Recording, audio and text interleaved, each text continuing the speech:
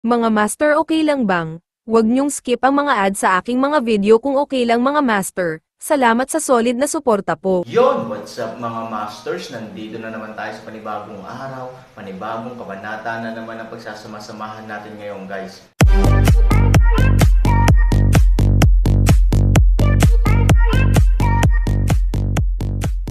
Bali mga masters, kung bago ka pa lang po sa aking YouTube channel, please click the subscribe button, lalong-lalo na po yung notification bell guys, para maging connected pa rin tayo sa isa't isa at maging updated kayo sa mga susunod ko pang video. Bali mga masters, bago natin umpisahan ng kwento ay mag-shoutout po muna tayo para sa mga solid nating tagapakinig. Shoutout kay Jay Lacas, shoutout kay Justin Villanueva. Yun na nga mga masters, no? Bali hindi na ito patagalin. In 3, 2, 1, let's go! Bang bang bang. Dose-dose ng mga kahoy na manika ang may hawak na bomba. Habang ang bomba ay sumabog, lahat ay hinaypan. Matapos pasabugan ang dose-dose ng mga manikang kahoy, ligtas silang nakahiga sa loob ng ilang metro ng Han Sanchen, at hindi na kumpleto ang kanilang mga katawan tulad ng dati. Kung may iba ka pang pakulo, gamitin mo lang. Malamig na tiningnan ni Han Sanchen ang may-ari ng nayon, puno ng paghamak. Han Sanchen, huwag kang magmalaki, galit na galit ang may-ari ng nayon. Ngunit alam na alam din ng may-ari ng nayon na hinding-hindi siya magiging kalaban ni Han Sanchen. At nang ang may-ari ng nayon ay nag-iisip kung ano ang gagawin, biglang, ang itim na hangin ay nagpakawala ng isang malakas na dagandong at sumunod na malapit upang patayin siya. Ikaw munting magnanakaw, huwag mong saktan ang aking amo. Ang tunog ng itim na bagyo ay dumating, at si Han Sanchen ay inatake ng isang baliw na pag-atake. Master of the village, let me deal with it here, tere na dali.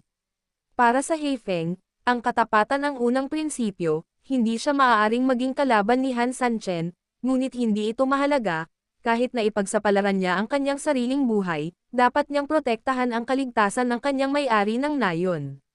Sumimangot ang may-ari ng nayon at nakaramdam ng init sa kanyang puso, maaaring gampanan ng kanyang mga nasasakupan ang kanilang tungkulin at ipakita ang kanilang katapatan sa lungsod sa pinakamahalagang sandali, para sa Zhuangzhou, ito ay sapat na.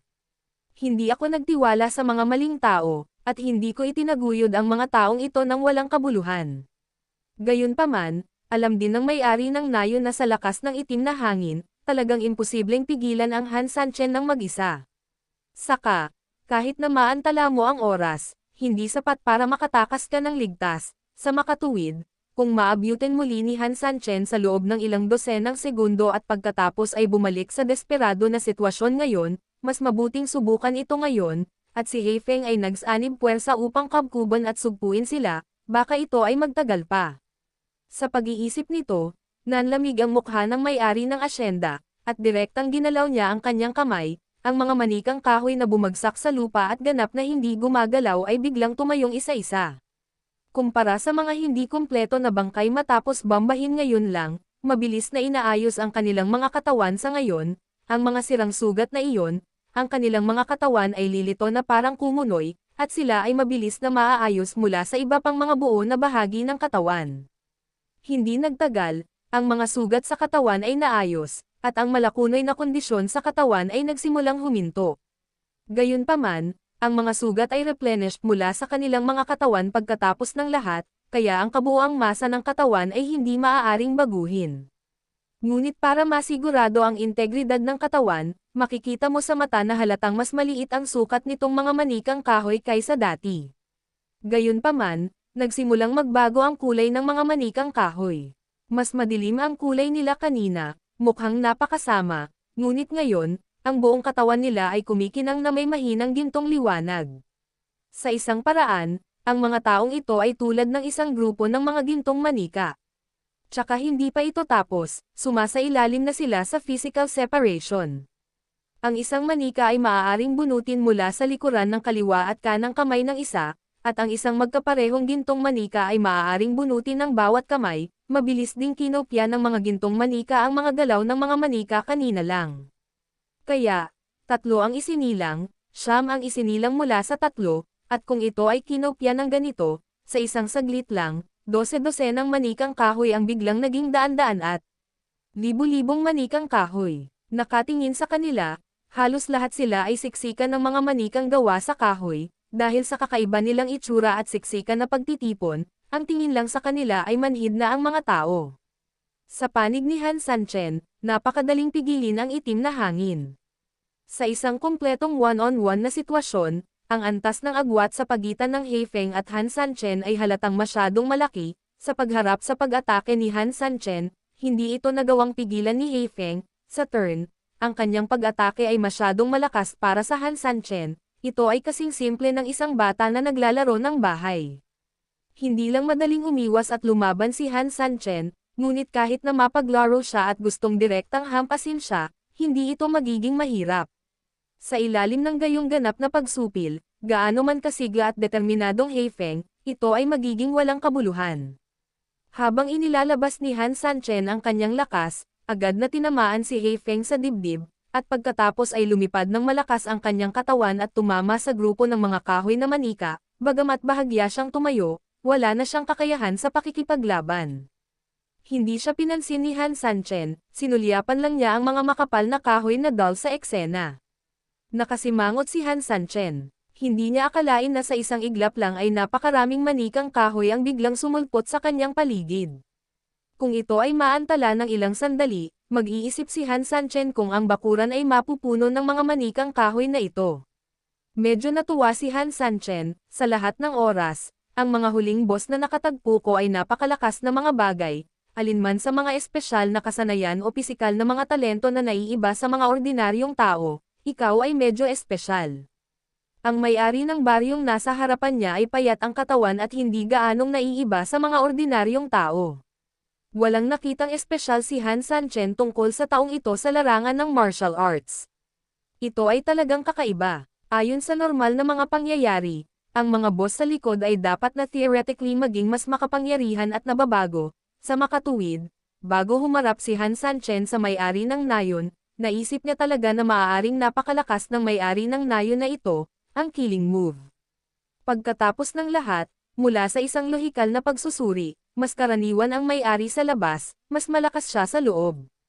Pagkatapos ng lahat, ito ay isang lupain ng mga demonyo, kung mas mapupunta ka sa core area, mas mahirap sakupin ang teritoryo. Natural, ang boss dito ay nagiging mas makapangyarihan.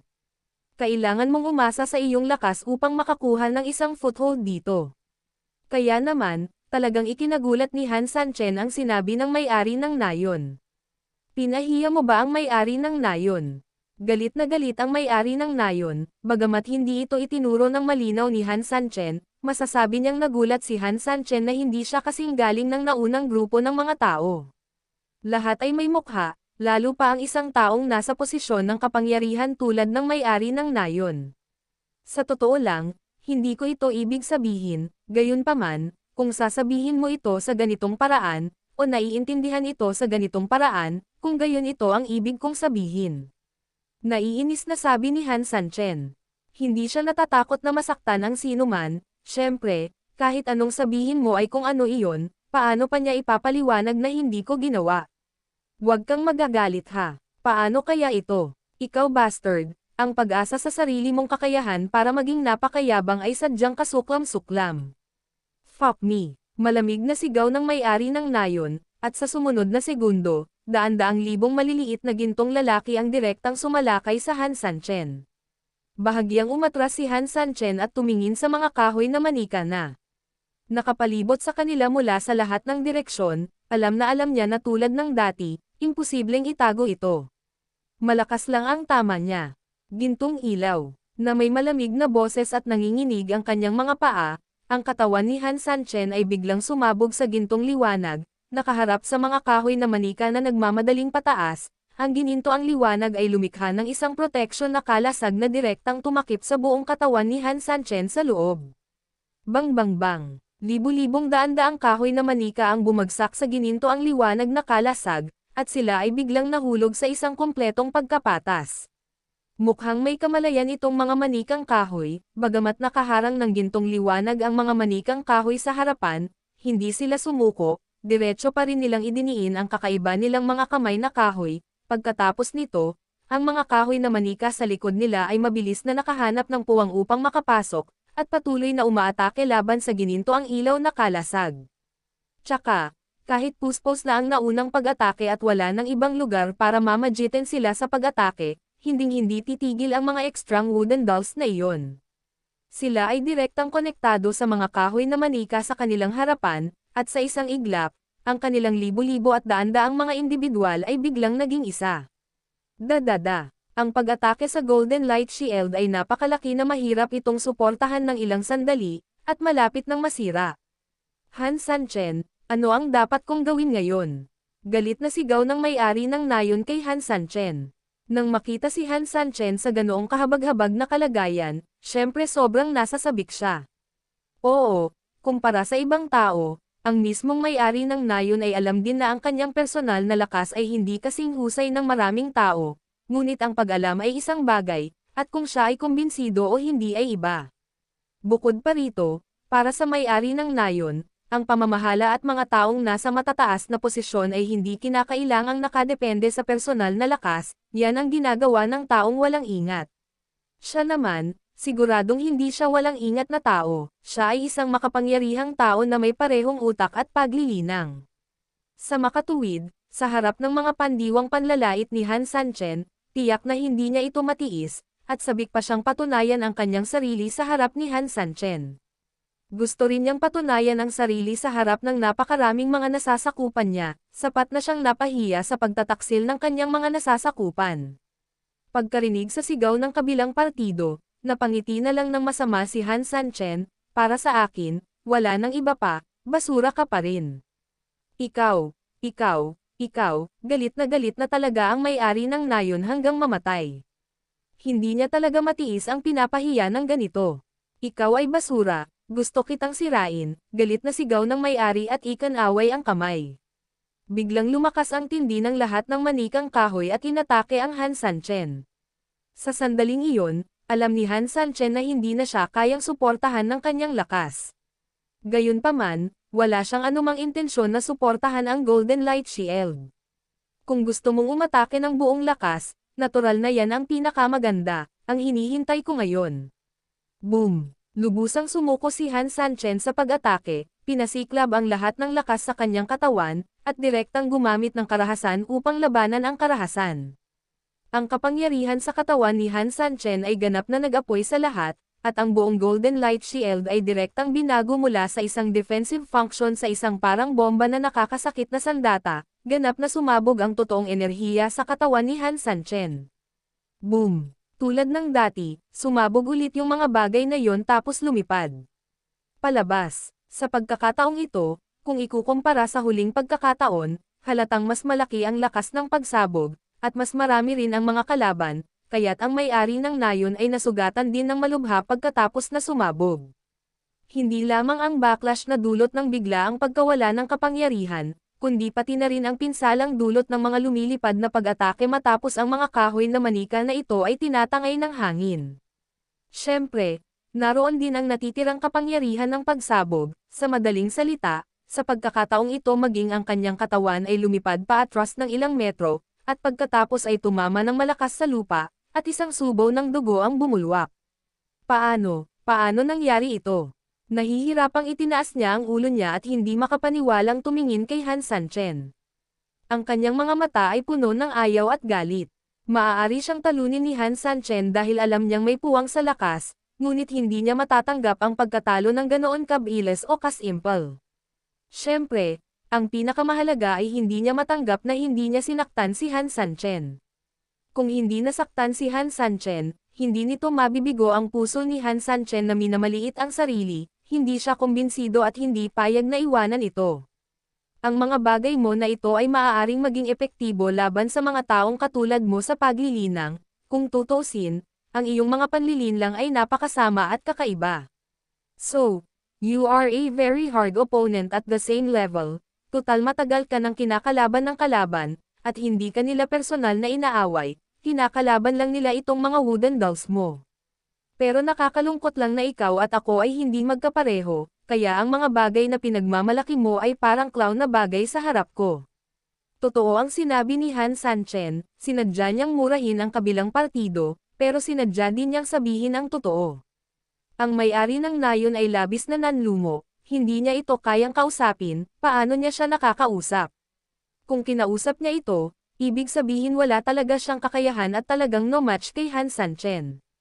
It's not match, totoo ang sinabi ng iba, and I suddenly become incompetent and ignorant. Pagkatapos mag-isip tungkol dito, ang may-ari ng nayon ay mapait na tumingin kay Han Sanchen, mula noong sinaunang panahon, ang nagwagi ay ang hari o ang natalo. Siyempre, kung ano ang iyong sasabihin ay kung ano ang iyong sasabihin, ang may-ari na ito ay walang masasabi. Patayin mo kung gusto mo. Alam ng may-ari ng nayon na sa kasalukuyang distansya, kung nais siyang patayin ni Han Sanchen, kahit na mayroon pa siyang ilang mga nasasakupan, imposible para sa kanya na magkaroon ng oras upang lumapit. Sa makatuwid, mayroon lamang siyang wakas, at iyon ay kamatayan. Pumikit siya at mahinahong tinanggap ang resulta. Kahit anong gusto mo, so be it. Theoretically, I should kill you. Ang pagpapakawala sa iyo ay parang pagpapalam sa tigre na bumalik sa bundok, ito ay malupit sa aking sarili, gayunpaman. Tumingin si Han Sanchen sa may-ari ng nayon, mula sa kahoy na manika na ginawa mo, bigla kong naalala ang isang kakilala.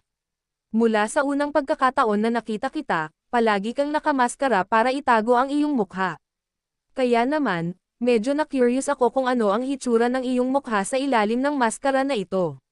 Let me take a guess.